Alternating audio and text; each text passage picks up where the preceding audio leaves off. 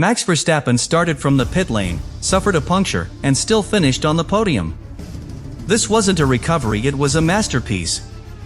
After a humiliating Q1 exit, Red Bull changed the engine, the setup, and the expectations.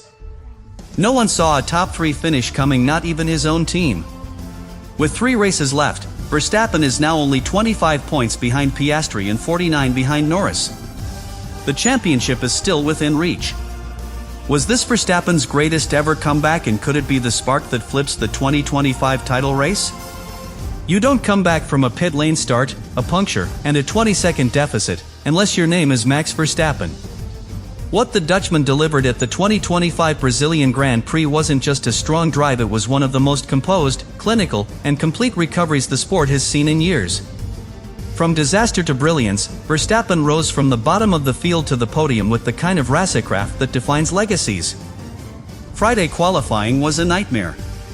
The car didn't respond, the setup was wrong, and Verstappen was eliminated in Q1 18th on the grid. No incidents, no mechanical failure, just pace that wasn't there. For any other driver, that would have been the end of the weekend. But Red Bull and Verstappen made a radical call: change the engine, rip up the setup sheet, and start from the pit lane with a car rebuilt from scratch. It was a total reset, and with that came total risk. Then came Sunday, and so did the chaos. Verstappen joined the race nearly half a minute behind the leaders, but he immediately started picking off rivals with calculated aggression. But just as his recovery began, a puncture on lap 13 looked like the final blow. Another setback. Another trip through the pit lane. But if there's one thing Verstappen has proven, it's that pressure sharpens him. What could have broken most drivers only fueled him further. By lap 30, he was already in the points. By lap 50, he was fastest on track. And by lap 71, he was chasing down second place. Clean overtakes, perfect tire management, and flawless execution through traffic. Verstappen didn't just recover, he dominated from behind. From pit lane to podium in 71 laps. That kind of performance isn't built on luck, it's built on instinct, trust in the car, and total commitment. Now, the championship picture shifts again. With just 3 races to go, Lando Norris leads with 390 points, Oscar Piastri holds second with 366, and Verstappen, after Brazil, has climbed to 341. Mathematically, he's back in it. Strategically, he's in striking distance. Psychologically, he's just delivered a warning to both McLaren drivers: this isn't over. And maybe most importantly, Red Bull now knows that their car, when adapted to Verstappen's needs, can still fight. They rebuilt the RB21 in a single night, and Verstappen turned it into a weapon. What started as a catastrophe became a turning point. This wasn't just a brilliant race. This might be the moment the 2025 championship came alive again. It all started with one of the most shocking qualifying results of the year. On Friday at Interlagos, Max Verstappen's RB21 looked completely out of sync with the circuit.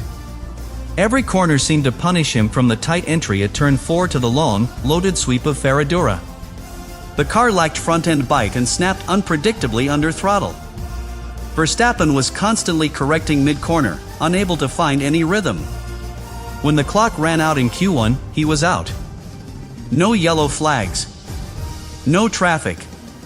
Just raw pace, missing. The telemetry was brutal. Verstappen lost time in every medium-speed sector, especially in Sector 2, where precise balance is key. Red Bull engineers pored over the data and concluded the setup direction had compromised the car's aerodynamic balance.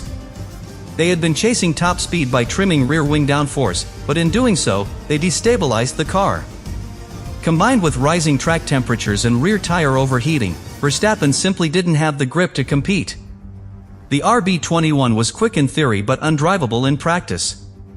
Faced with that situation, Red Bull had to decide quickly. Lock in a flawed setup and start from 18th, or brake park firm, replace major components, and rebuild the car around Verstappen's feedback, which would mean starting from the pit lane. They chose the latter. It was a bold call, and one that required full trust between team and driver. Overnight, Red Bull swapped out Verstappen's power unit, modified suspension geometry, and returned to a more stable downforce configuration, effectively creating a different car. A pit lane start at Interlagos is brutal. You can't just line up at the back, you have to wait until the entire field passes the pit exit before joining the race. On a short lap like Brazil, that could mean 20 seconds of lost time by the end of the first lap. Add in the risk of getting caught in midfield chaos and the lack of clean air, and Verstappen's chances of reaching the top 10 looked minimal, especially with no guarantees that the new setup would behave as expected.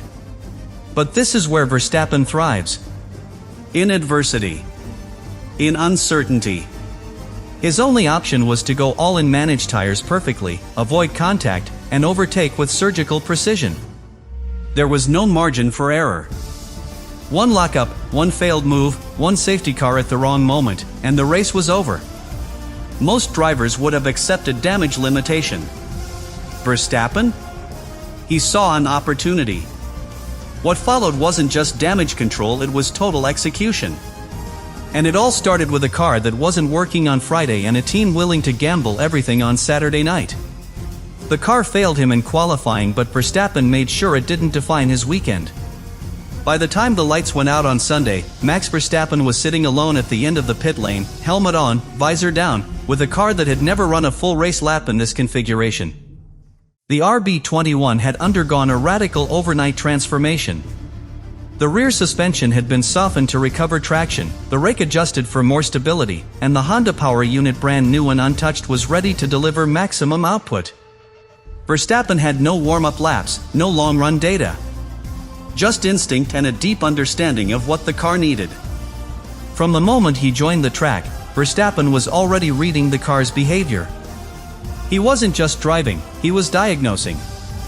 Through every corner decided to Lego, Bico de Pato, and Junchao, he fine-tuned his approach.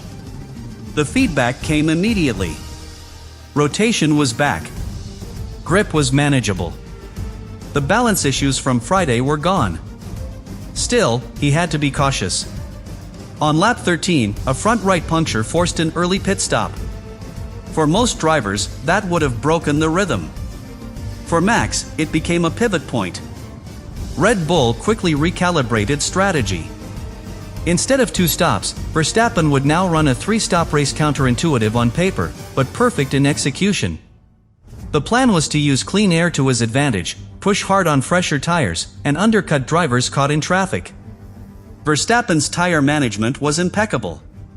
He extended stints when necessary, attacked immediately when he had grip, and never once overheated the compounds, a trait that separated him from every midfield rival on the day. Then came the overtakes. Each move was calculated and clean. No panic, no desperation, just positioning, patience, and precision. He dispatched Alonso, Tsunoda, Gasly, and Russell with the kind of authority that only a handful of drivers in history can deliver. Every DRS activation was timed. Every battery deployment measured. Verstappen didn't just gain positions, he dismantled cars ahead of him, one by one, with the efficiency of a scalpel. Meanwhile, the Red Bull pit wall, led by Gianpiero Lambiase, was locked in. The communication was short, precise, and constant. Verstappen adjusted diff settings mid-race, changed brake migration zones, and altered ERS profiles, all while managing the chaos around him. It was this synchronization between driver and team that made the difference. The rebuilt RB21 wasn't perfect. But Verstappen's ability to adapt in real time made it work like a championship winning machine. By the final stint, on soft tires and with clean air, Verstappen was lapping nearly a second faster than the leaders. He closed in on George Russell, passed him cleanly, and began chasing Kimi Antonelli for second place. Though he would fall just short, finishing third, less than half a second behind the message had been sent. Red Bull's rebuild had worked. And Verstappen had delivered a race that left even his own team in awe. The Brazilian Grand Prix wasn't just a race. It was a psychological blow to McLaren. After qualifying, Lando Norris and Oscar Piastri had every reason to believe Verstappen was out of the title fight. He was starting from the pit lane, his car had been rebuilt overnight, and a puncture mid-race should have buried any hope of a top result. And yet, he finished just behind Norris and nearly overtook Mercedes for second place. That kind of resilience changes the tone of a championship, not just on paper, but in the minds of every rival. The points now tell a tense story. With Norris's win in Brazil, he extends his lead to 390 points. Piastri sits at 366, and Verstappen, after that heroic drive, has climbed to 341. That's 25 points behind Piastri, one race weekend and 49 behind Norris, with 3 races left and a sprint format on the calendar. With 86 points still available, Verstappen's title hopes are mathematically and emotionally alive. But it's not just the math. It's the message. Norris has been sensational this year, but he's never fought Verstappen this deep into a championship. Now he has to. Verstappen's drive in Brazil wasn't just fast, it was calculated, efficient, and ruthless. He lost nothing in wheel-to-wheel combat. He gained everything in confidence. And that's exactly what champions do. When others flinch under pressure, Verstappen finds another gear. Oscar Piastri, too, finds himself in new territory. The Australian has had an outstanding season, but Brazil exposed cracks. His penalty for the incident with Antonelli and Leclerc not only hurt his race but narrowed the mental margin he's held over Verstappen for weeks.